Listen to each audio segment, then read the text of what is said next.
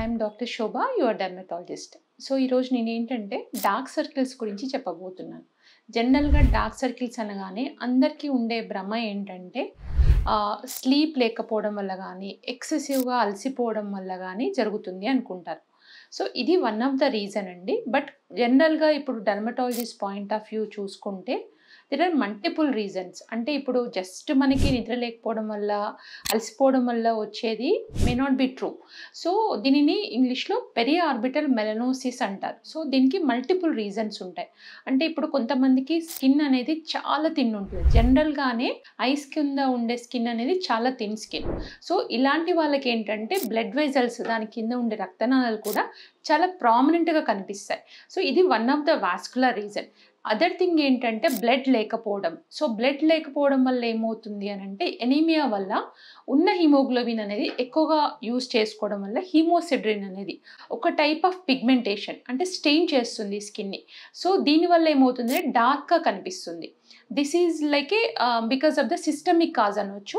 And the third thing is like ఇప్పుడు మనము కొంతమందికి చూసుకుంటే జెనెటికల్గానే వాళ్ళకి బోనీ స్ట్రక్చర్ కానీ అండ్ ఏజ్తో పాటు వచ్చే వాల్యూమ్ లాస్ అనేది ఎక్కువగా ఉంటుంది. సో దీనివల్ల ఒక చిన్న డిఫార్మిటీ ఫామ్ అవుతుంది. దాన్ని థియేటర్ ఆఫ్ డిఫార్మిటీ అంటారు.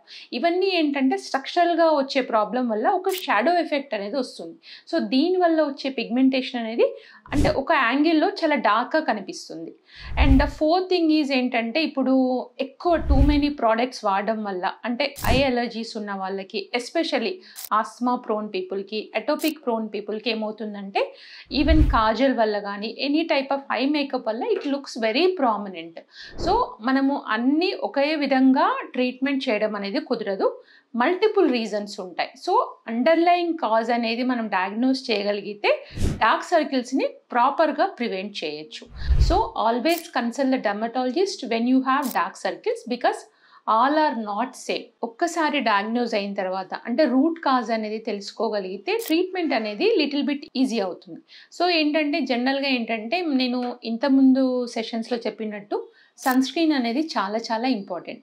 అండ్ కొన్ని రకాల క్రీమ్స్ వల్ల, అదంటే ఇప్పుడు ఆర్బ్యూటిన్ బేస్డ్ కానీ, కోజిక్ యాసిడ్ బేస్డ్ కానీ, vitamin C, these things to some extent అనేది ఇనిబిట్ చేస్తుంది. కొంచెం వరకు పిగ్మెంట్ అనేది తగ్గుతుంది.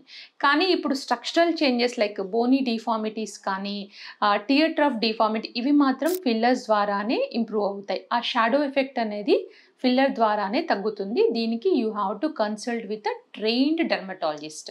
So treat the root cause, not just the pigmentation. Thank you.